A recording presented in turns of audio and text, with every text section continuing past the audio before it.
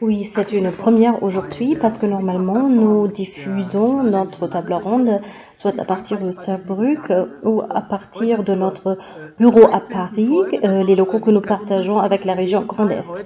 Mais aujourd'hui, nous sommes les invités et notre hôte se trouve à côté de moi au sein du Sénat de la République française dans le département des affaires internationales et Roland Le Gleut est le président du groupe interparlementaire d'amitié ici au Sénat.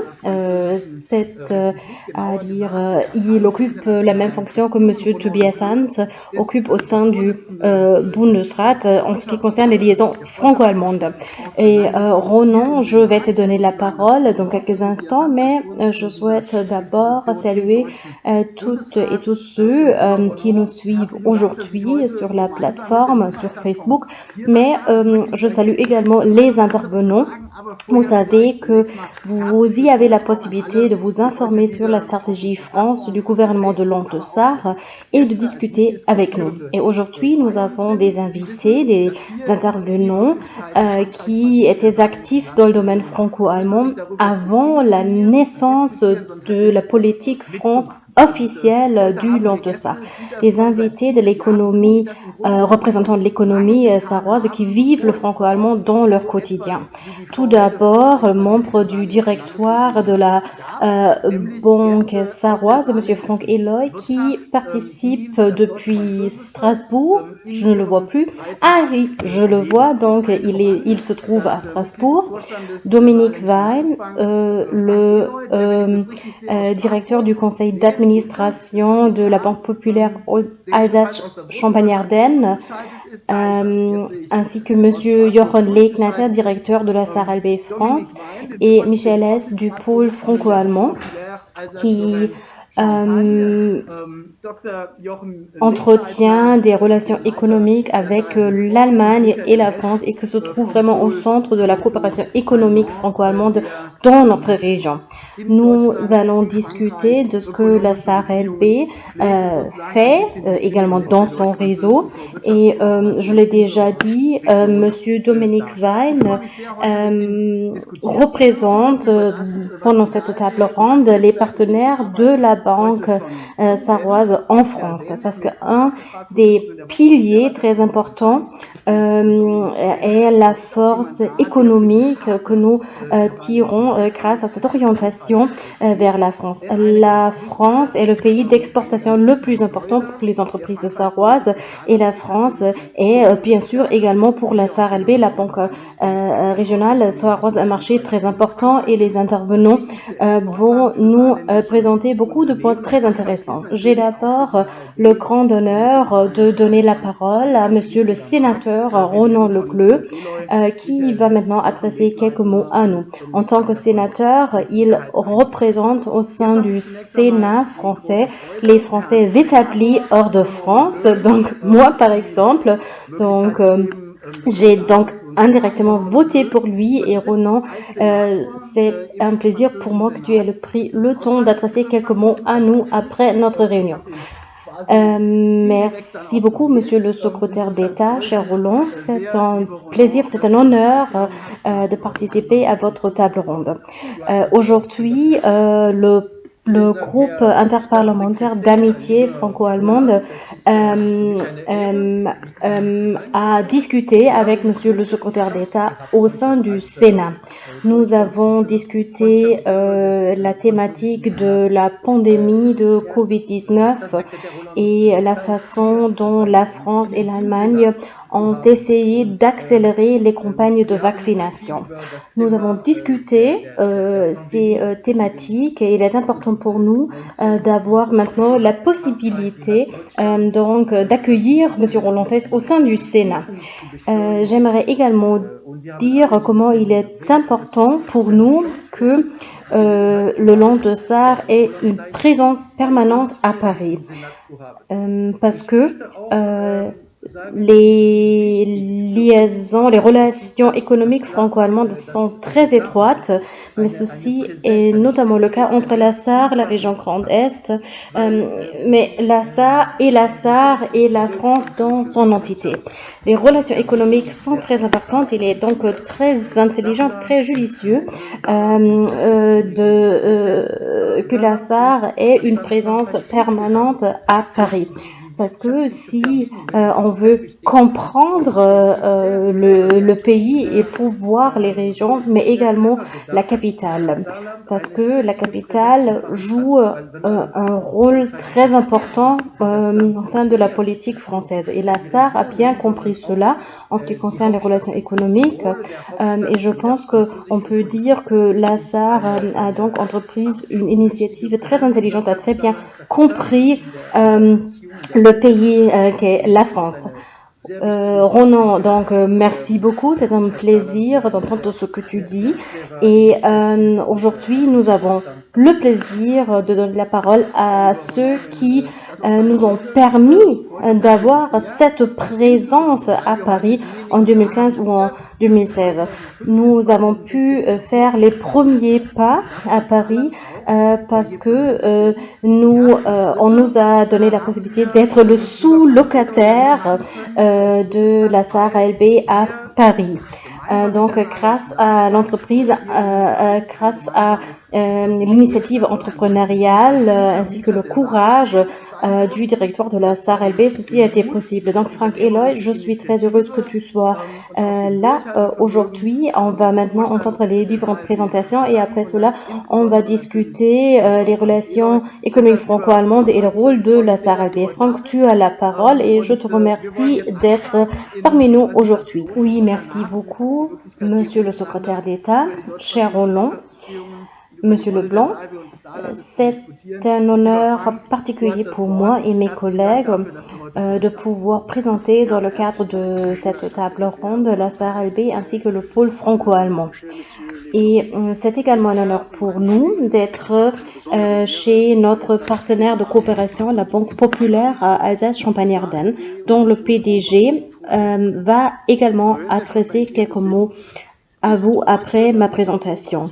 Dominique, je te remercie déjà maintenant pour cela.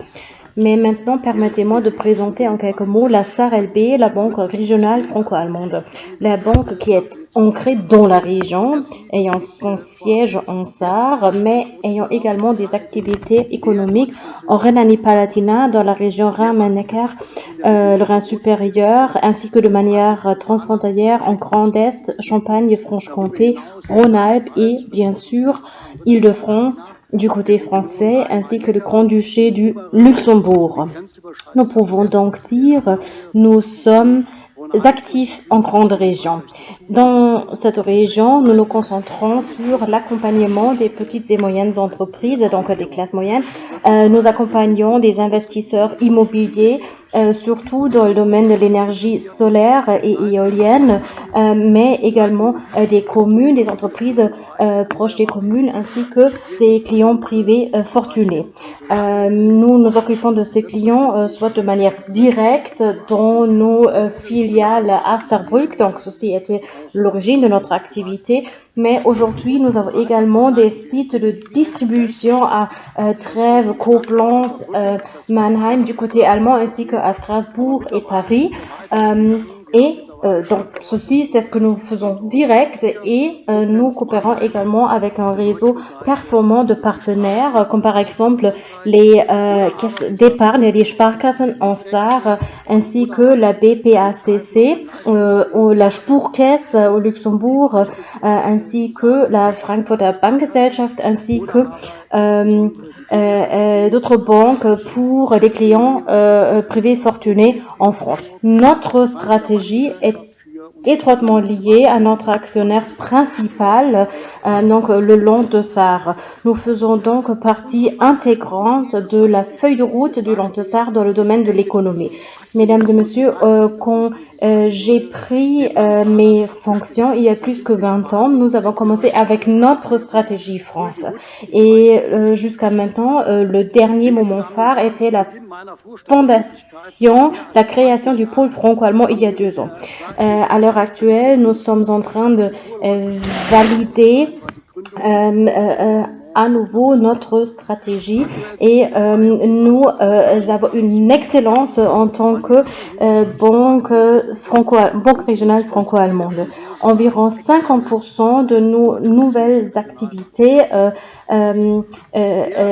concernent la France. Je répète, donc nous avons 50% de nos nouvelles activités en France ou avec des clients français et 50% de nos rendements est généré en France ou avec la France.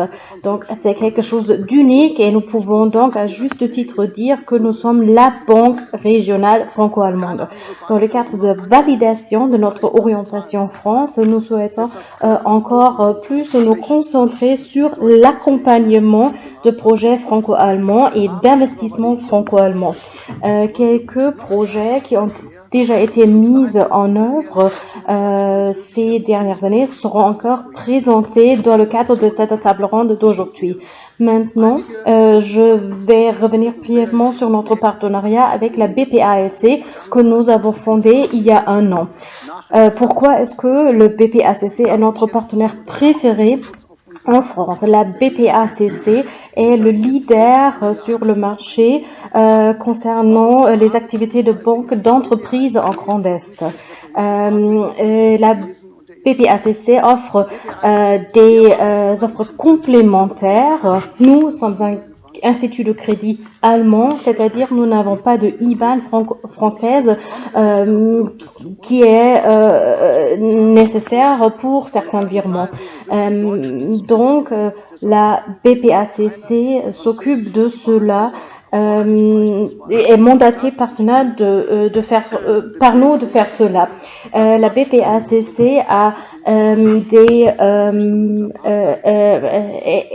est très actif et très engagé.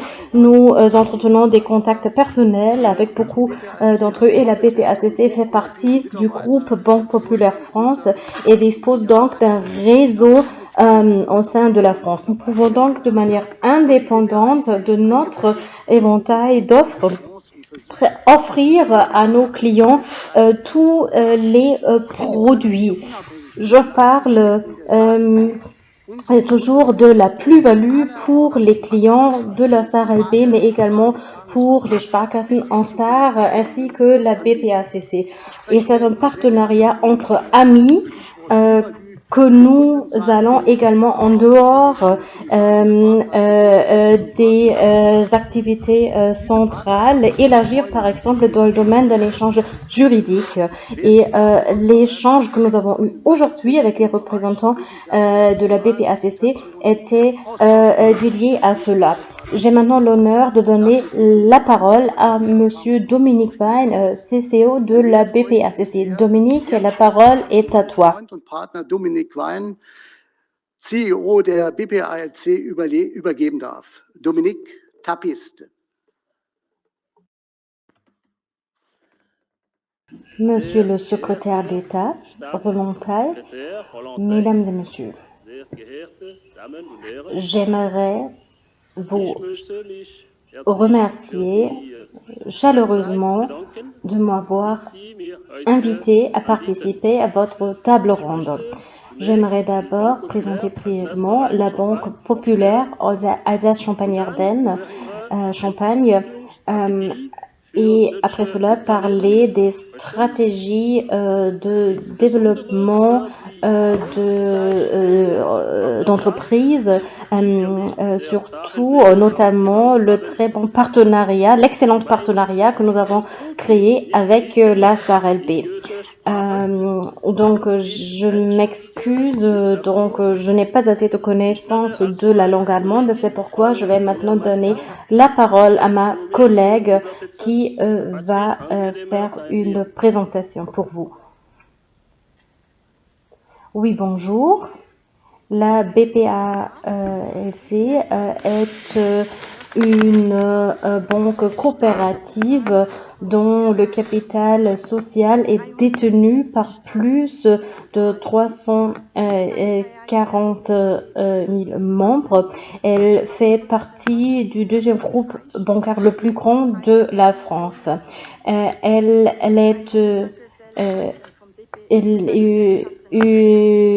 appartient à la société mère BPE, conjointement avec les autres banques populaires ainsi que 15 caisses d'épargne en France.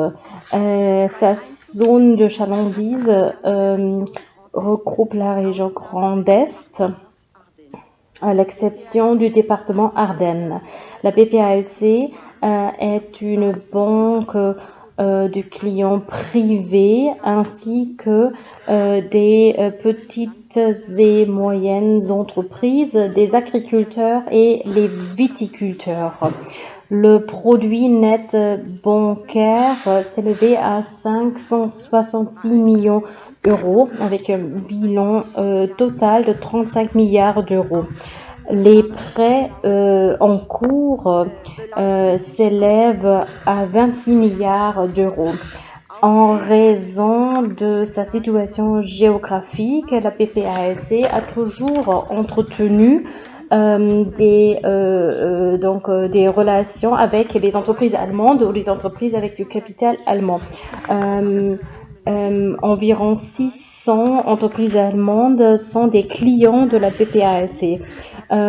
Les trois régions frontalières sont un élargissement naturel de la zone de chalandise de la BPALC. BPALC souhaite encore développer et élargir ses relations économiques avec les entreprises allemandes. BPALC dispose d'une offre de produits et de services bien adaptés aux clients allemands et a justement élargi son offre en y intégrant un système de leasing pour les clients allemands. Il y a 2 ans, la SARLB nous a contactés et nous avons conclu un partenariat pour faire avancer les relations économiques entre la France et l'Allemagne. Ce partenariat a déjà mené à des résultats très concrets et est maintenant un des piliers de la stratégie de développement de BPALC en France. À côté avec la SARLB, nous restons à votre disposition afin d'étudier vos projets et de vous accompagner dans leur développement.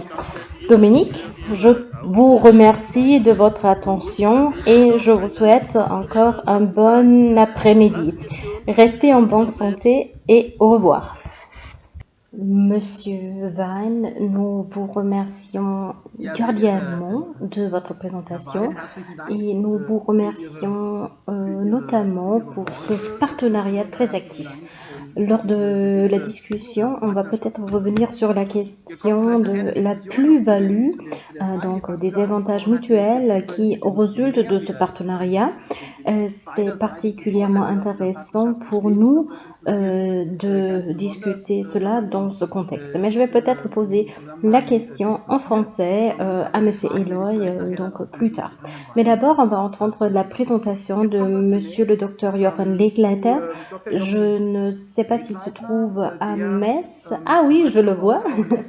Et il va nous présenter donc notamment les activités de la SARLB pour les entreprises, ceci notamment dans le contexte de la situation économique actuelle où il se passe beaucoup de choses et où on pense déjà à l'ère après la Covid-19.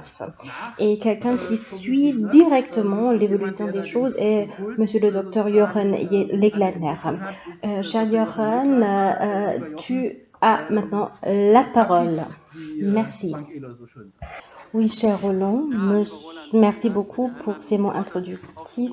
Je suis également très heureux d'être à Metz aujourd'hui chez notre partenaire de coopération, la BPALC. Et nous savons qu'un pilier très important de l'action entrepreneuriale est le financement. Et notamment en ces temps de pandémie de Covid-19 où les chaînes de livraison s'effondrent ou deviennent très incertains du côté des fournisseurs ainsi que des preneurs. La garantie de la liquidité est très importante pour les entrepreneurs. Et pour vous, les entrepreneurs qui participez à cette table ronde en SAR et dans les régions voisines, qui vous connaissez déjà le marché ou vous souhaitez encore pénétrer sur le marché. Pour vous, donc, 3 questions sont primordiales à notre avis pour vous. Premièrement, quels outils de financement y a-t-il pour des entrepreneurs en France? Deuxièmement, quels sont les standards du marché français? Et troisièmement, donc, sur quel pilier reposent les possibilités de financement de la part de l'État et quelles possibilités y a-t-il dans ce domaine en France? Donc, en ce qui concerne la première question, j'ai la thèse que les PME ou les ETI, comme on dit en France, disposent de moyens très bien comparables en Allemagne que nous les avons en France. Ceci concerne le crédit de banque normal, le crédit d'investissement bilatéral qui est utilisé par environ 50% des PME en France. En ce qui concerne les entreprises de taille intermédiaire, il s'y ajoute encore l'outil du prêt syndiqué. Et si on utilise cela, on peut donc faire en sorte que le financement repose sur une base plus élargie. Quelque chose qui est très apprécié en France, c'est le système du leasing de biens mobiliers, mais également d'autres biens. La société de leasing, donc normalement, l'Institut de finance devient donc le propriétaire du produit et il n'y a pas de sûreté tiers comme nous les connaissons en Allemagne, comme par exemple les dettes foncières. Ce système de leasing a beaucoup d'avantages. On peut par exemple financer à 100%, c'est-à-dire on n'a pas besoin de capital propre. On peut intégrer dans le système de financement la TVA et il y a également des avantages fiscaux concernant la déductibilité de paiement de loyer. Parce que on peut traiter donc les investissements donc comme d'autres dépenses et à la fin de la durée du crédit on peut également acheter donc l'objet. Troisième catégorie de produits, et là on voit l'influence internationale, c'est ce que nous appelons en allemand Schuldscheindarlehen, donc la traduction vers le français serait prête avec reconnaissance de dette. Donc cet outil est une alternative à l'emprunt et on peut le régler selon le droit allemand. Il offre une certaine flexibilité, une certaine souplesse et grâce à cela, on peut financer des investissements avec une documentation contractuelle très facile. Donc j'ai également mentionné les standards, et ça c'est la deuxième partie de ma présentation. Et là aussi, j'ai la thèse que les standards de financement en Allemagne et en France sont en train de se rapprocher fortement. Ceci concerne les durées de crédit ainsi que les instruments de garantie. Les différences résident surtout dans le domaine des sûretés. En ce qui concerne les sûretés pour les investissements, on connaît en Allemagne surtout la cession à titre de sûreté, pendant que on connaît en France surtout le système du nantissement. Et à l'exception de l'Alsace et de la Lorraine, on ne connaît que l'hypothèque en France, c'est-à-dire la garantie sur des prêts bancaires normaux, donc où le prêt donc réduit donc avec le remboursement de la dette. Et en ce qui concerne le financement de l'acquisition, il y a également des différences. Là, vous ne pouvez pas, par exemple, pas utiliser les actifs de l'entreprise que vous achetez. Vous pouvez seulement nantir les parts de l'entreprise que vous achetez.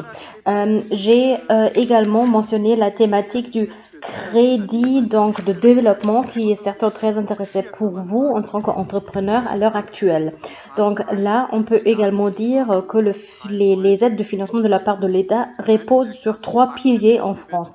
Il y a d'abord le crédit bancaire classique financé par la banque locale en tête de laquelle se trouve la BPI qui correspond à la KfW en Allemagne. Et la BPI ainsi que la KfW en Allemagne ont des programmes de financement comparables.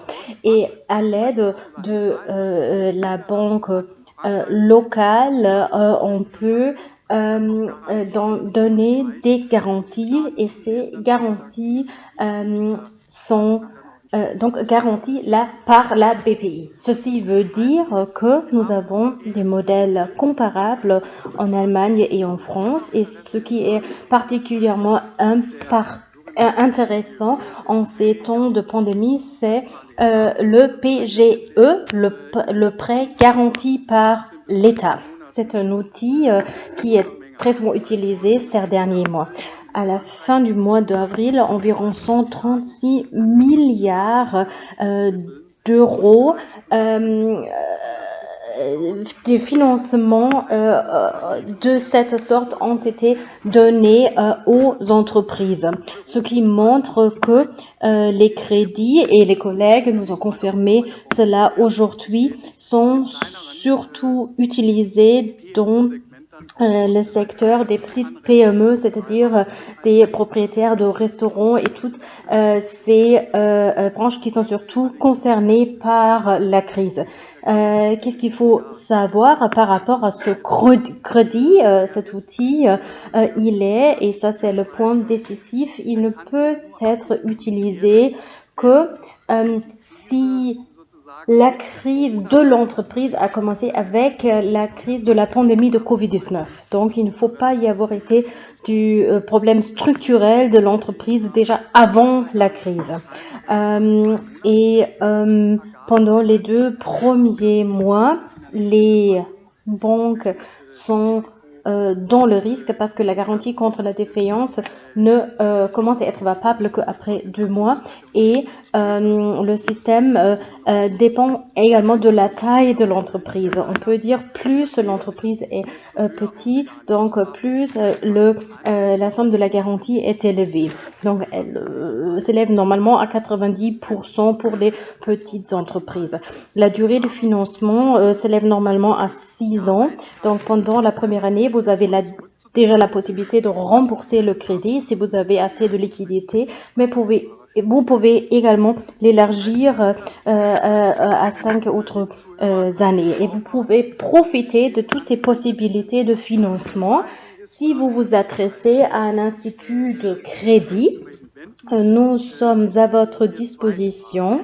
Nous vous accompagnons pendant toute la chaîne de création de valeur dans les 2 langues. Nous offrons nos prestations et nos produits toujours dans les 2 langues et nous offrons donc en plus du crédit également des solutions dans le domaine de la gestion des devises et d'autres domaines. Je pense que nous allons approfondir toutes ces thématiques pendant la présentation de mon collègue qui va surtout présenter les services que la SARLB offre grâce à son pôle franco-allemand.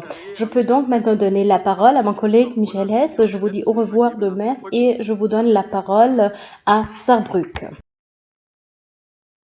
Oui, merci beaucoup, Jochen. Monsieur le secrétaire d'État Thijs, mesdames et messieurs, j'aimerais d'abord vous féliciter chaleureusement pour ce très bon format que vous avez trouvé pour la table ronde. C'est un vrai plaisir pour moi de vous présenter le pôle franco-allemand. Quelques informations par rapport à la création du pôle franco-allemand. Donc, à cause de notre profil et notre situation géographique, la SARLB est devenue de plus en plus un créateur de ponts entre les entreprises entreprises et les investisseurs français et allemands. Il y a 3 ans, nous avons donc eu l'idée de renforcer ce trait caractéristique de la banque en mettant l'accent encore plus sur les aspects transfrontaliers. Le résultat était le pôle franco-allemand, donc une propre marque avec un logo propre ainsi que un concept, donc grâce auquel SARLB est en même ligne que d'autres organisations partenaires qui ont tous une expertise franco-allemande renforcée. Et l'objectif de ce regroupement informel est d'accompagner les investisseurs allemands et français lors de leur entrée sur le marché du pays voisin, et ceci dans les deux sens. Cette concentration sur l'accompagnement de projets transfrontaliers est une chose pour laquelle il y a de très bonnes raisons. Et il y a des statistiques qui confirment cela. Les activités commerciales entre les deux pays se trouvent, selon les chiffres de l'Office statistique fédéral, à un niveau très élevé. Ceci veut dire que en 2020, des biens et des marchandises allemandes d'une valeur de 91 milliards d'euros ont été exportés vers la France, pendant que la France a exporté un volume de 56 milliards d'euros vers l'Allemagne. Donc, les deux pays sont les partenaires commerciaux les plus importants. En ce qui concerne donc les investissements, en ce qui concerne les projets transfrontaliers, le nombre est également très élevé. En ce qui concerne les fusions et les créations d'entreprises, il y a des chiffres qui montrent que bien que les relations économiques sont très bonnes entre les deux pays, les entreprises hésitent souvent à faire un pas de plus et à investir dans le pays du voisin. Si on n'est pas présent dans le pays du voisin, on a souvent des coûts logistiques plus élevés et bien sûr, en tant qu'acteur sur le marché de français, avec une carte visite française, c'est beaucoup plus facile. Il y a également des obstacles qu'il faut encore supprimer pour que les entreprises puissent donc avec succès s'établir dans le pays du voisin. Et nous offrons tout ce qui est nécessaire pour une entrée sur le marché, et ceci en offrant des services bilingue. Vous trouvez par exemple des conseils fiscaux, des sociétés de conseils d'entreprise, mais également des chambres et des institutions scientifiques dans notre pôle, et la société de promotion économique du Lontosar fait également partie de notre pôle franco-allemand. En ce qui concerne la systématique, nous faisons surtout une différence entre les thématiques liées aux différents systèmes juridictionnels. Nous voyons par exemple de grandes différences entre le système d'impôt et de comptabilité financière. Le deuxième grand bloc concerne les différences culturelles ainsi que les différentes usances sur le marché qui sont très claires donc entre la France et l'Allemagne et qui jouent un rôle très important dans la vie économique quotidienne. Je pense que vous savez tous que les règles par rapport à la conduite de négociation, de gestion du personnel ou de communication diffèrent fortement entre la France et l'Allemagne. La particularité de notre initiative est que nous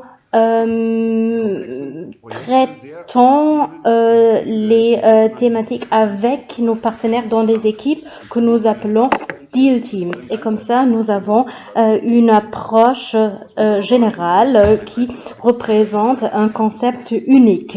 Mais c'est non seulement la SARLB qui profite de cela, nous avons une situation gagnant-gagnant pour les investisseurs ainsi que pour nos partenaires qui sont capables d'améliorer leur visibilité dans l'environnement franco-allemand ainsi que leur réactivité par rapport à leurs clients, ce qui aide certainement à améliorer la fidélisation des clients.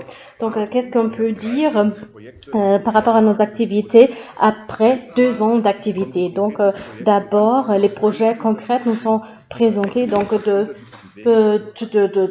beaucoup d'endroits différents.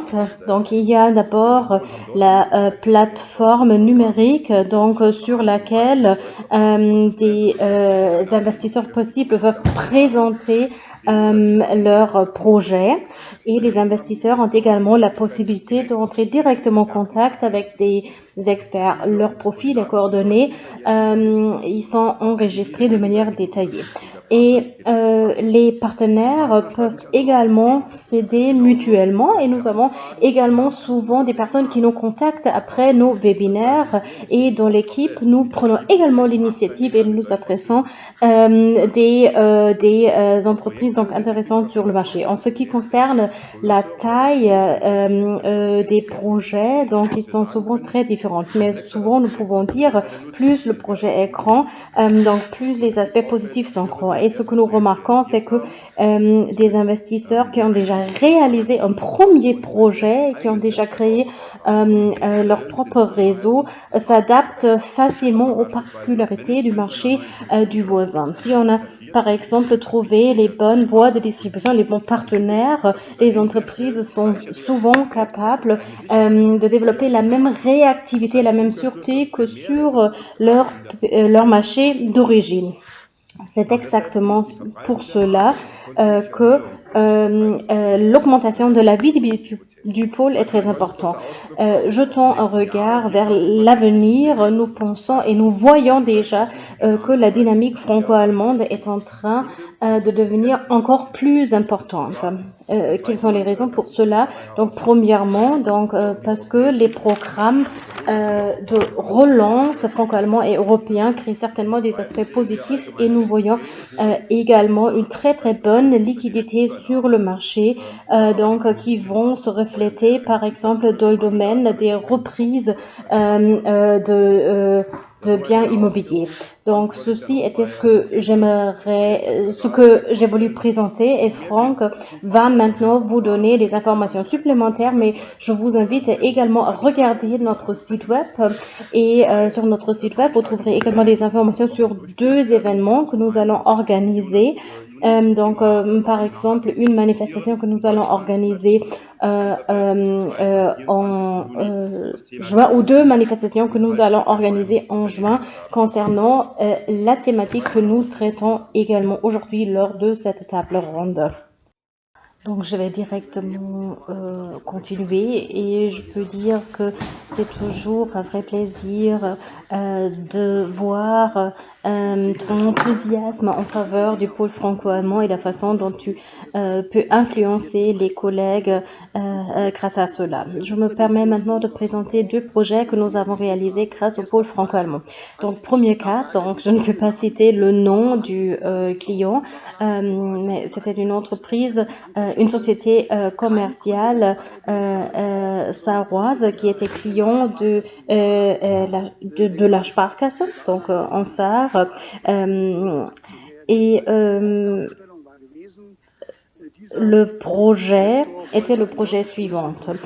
Cet investisseur souhaitait reprendre un concurrent français et intégrer une structure donc beaucoup plus grande dans le marché, et créer des bureaux ainsi que des entrepôts. Donc, comment ça se passe? Si nous recevons donc un tel projet, nous créons une équipe que nous appelons Deal Team, et nous posons la question de savoir quels sont les services dont le client a besoin. Et nous offrons ces services, et le pôle franco-allemand, donc soit Micheles, soit sa collaboratrice Patricia Duré, qui travaille à Paris, vont assumer le rôle de coordination. Donc, de quoi est-ce que ce client avait besoin? Il avait besoin d'une évaluation donc de l'entreprise. Il avait besoin d'un expert comptable. On l'a déjà dit, les langues sont différentes, les systèmes juridiques sont différents, et c'est pourquoi les Allemands hésitent souvent à devenir actifs sur le marché français et vice-versa. Donc, de quoi est-ce qu'il avait encore besoin? Il avait besoin d'un expert, de droit contractuel, d'une évaluation immobilière. Il avait besoin d'une agence de recrutement, donc pour des collaborateurs. Et ce n'était qu'après cela que nous avons commencé donc à financer la transaction et nous avons fait cela donc conjointement avec nos partenaires de la BPALC qui avaient déjà des liens donc avec ce client. Et Roland, ça c'est la plus-value que j'ai souvent mentionné. Donc tous les clients donc ont besoin d'argent liquide. En France, on travaille encore avec beaucoup de chèques. Donc il faut être sur place et la BPALC donc avec son grand réseau est donc très bien adapté à cela. Donc ça c'était le premier exemple. Donc deuxième exemple, un grand investisseur immobilier de la région de Francfort souhaiterait accompagner un de ses clients qu'il avait déjà accompagné en Allemagne, maintenant en France, et voulait créer un centre logistique d'un montant à 2 chiffres, donc en millions.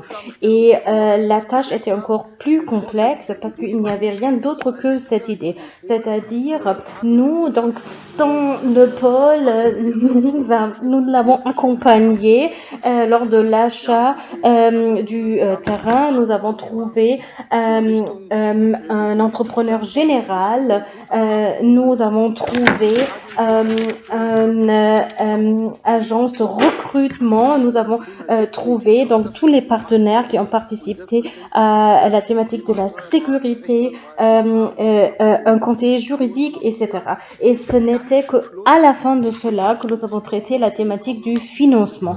Et ce financement a été réalisé en tant que cofinancement avec nos amis de la BPALC qui était le contact bancaire sur place pour ce client. Ceci étaient deux exemples concrets pour montrer ce que nous faisons en tant que pôle franco-allemand et comment nous accompagnons les clients pendant toute la chaîne de création de valeur et montrer que le financement n'est qu'une partie de ce processus.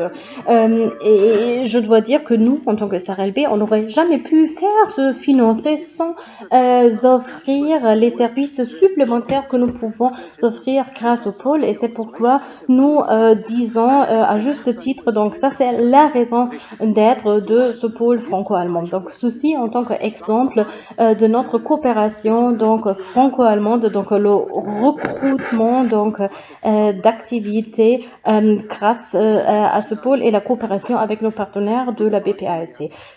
Donc si vous avez des questions, n'hésitez pas à les poser. Roland?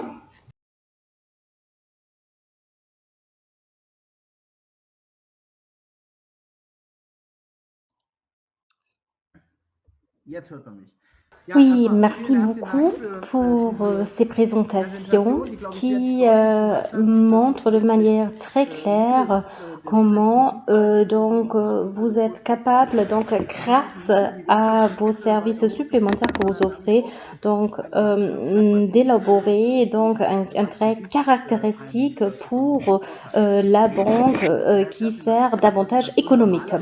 Donc, je vous remercie de ces présentations. Donc, nous nous rencontrons souvent à Paris parce que vous êtes très présents ici et ça montre également la grande visibilité que le pôle franco-allemand a au sein de la scène économique franco-allemande. Et c'est un vrai plaisir pour nous également parce que la Société de promotion économique du Land participe également, vous l'avez déjà dit. Nous avons reçu donc des questions que j'aimerais vous présenter maintenant. Donc, une question concerne le recrutement de jeunes professionnels. Et moi, j'aurais également une question que j'aimerais ajouter. Mais je commence avec les deux questions que nous a envoyé le public et nous devons également respecter le temps que nous avons prévu pour notre manifestation. Donc, la première question posée par Madame Marafona. Donc, quelle possibilité donc professionnelle ou économique offre l'orientation France de la SARLB pour les Sarrois Et deuxième question de Madame Aurora est la question suivante. Dans quelle mesure est-ce que la maîtrise de la langue française est décisif donc pour trouver un emploi auprès de la SARLP. Et moi, je me permets d'ajouter une troisième question à Monsieur Eloy ou Monsieur S ou Monsieur Leclater. Donc, vous avez présenté ce que vous pouvez offrir aux entreprises qui veulent entrer sur le marché ou qui veulent créer des succursales, des filiales en France. Mais j'aimerais poser une question.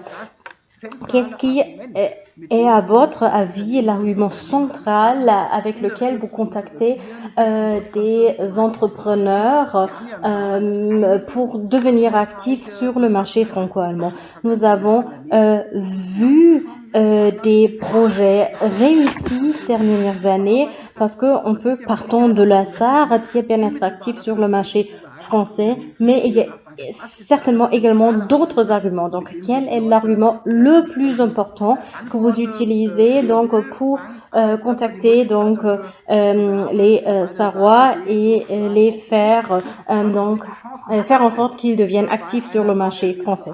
Mais maintenant, la première question donc par rapport au recrutement de jeunes professionnels. Oui, merci beaucoup de me donner la possibilité de répondre à ces questions. Donc, le bilinguisme est très important pour une banque qui est active sur les deux marchés. Nous n'avons pas de séparation entre les équipes allemandes ou françaises.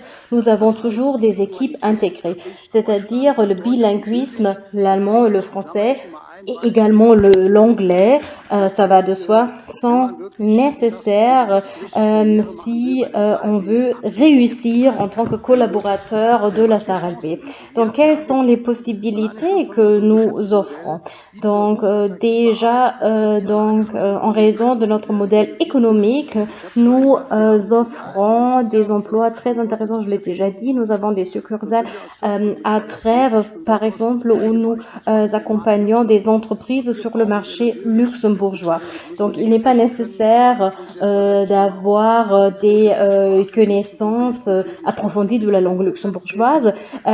Nous sommes également présentes à Mannheim, donc à Koblenz, dans le domaine de l'immobilier, de grands projets immobiliers à partir de 10 millions d'euros, donc des projets très intéressants avec des clients internationaux très intéressants. Nous avons également une filiale à Strasbourg à partir de laquelle nous nous occupons d'entreprises donc qui sont proches des communes et nous avons un bureau immobilier à Paris donc et ça, c'est peut-être la thématique la plus intéressante que nous traitons ici.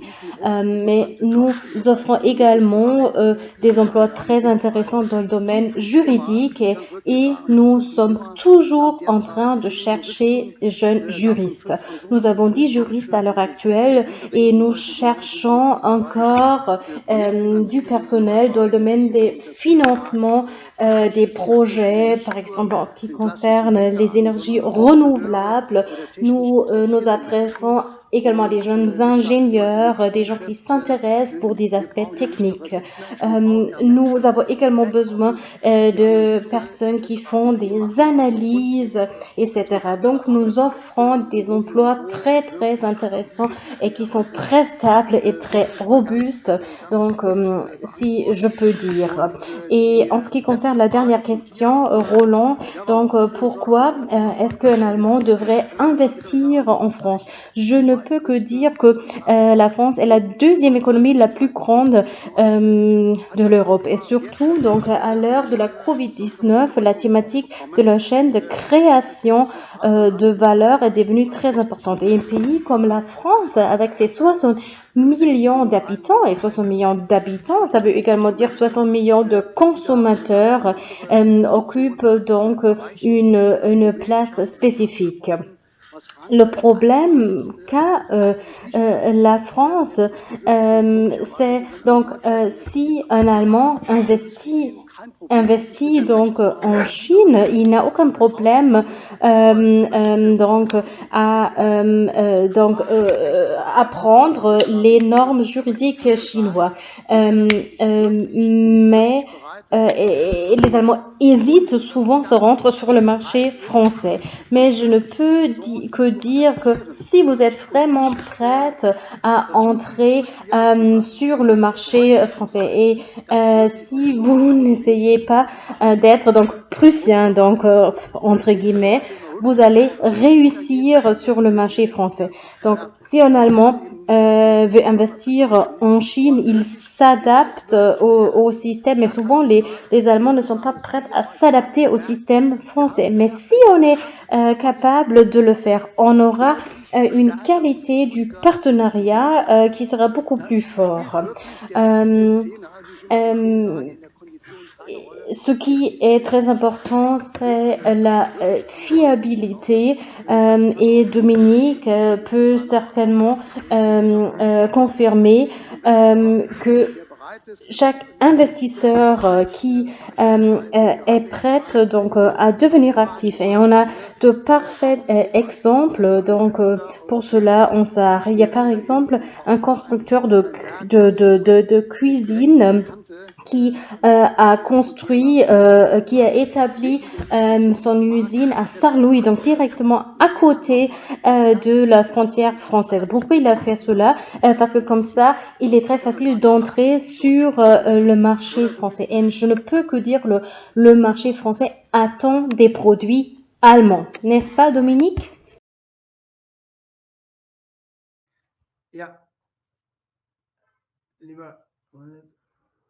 Oui, merci beaucoup pour ce plaidoyer en faveur de la France. J'aimerais bien donner la parole à Monsieur Vine. Je ne sais pas s'il souhaite ajouter quelque chose. Non? D'accord. Ok. Donc, permettez-moi de dire deux choses à la fin de cette table ronde.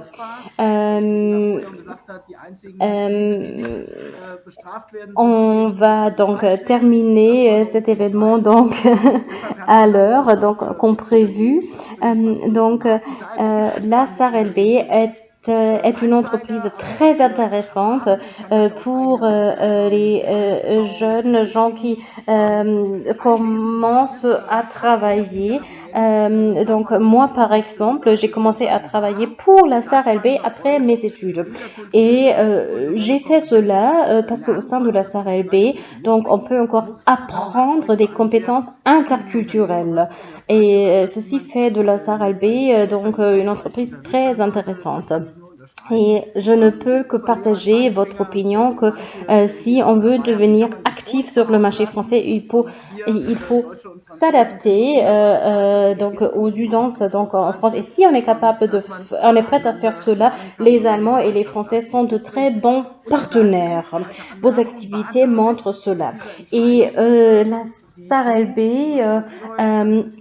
a été un vrai précurseur donc avec sa décision donc de se concentrer sur les relations économiques franco-allemandes. Donc vous êtes présent dans les grands centres économiques en France et je pense que c'est à juste titre que vous l'avez fait et vous profitez donc encore de ces décisions en France et au-delà. Et à cause de cela, vous êtes un partenaire important du gouvernement du Long-Sahara, également dans le cadre de la stratégie France et je vous en remercie chaleureusement. Je vous remercie également chaleureusement d'avoir participé à cette table ronde d'aujourd'hui. Donc la thématique de l'économie sera également traitée pendant les prochaines éditions, pendant les prochaines manifestations dans le cadre de la stratégie France et nous attendons déjà avec impatience les futures donc manifestations. Roland Lecleux, donc c'était une vraie première donc et nous vous remercier de ta participation. On se reverra à Saarbrück. Donc, je vous souhaite un bon après-midi, Monsieur S, Monsieur Weil, Monsieur Eloy, Monsieur Legleiter. Donc, je vous remercie. Je vous remercie surtout d'avoir pris le temps d'échanger avec nous. Au revoir.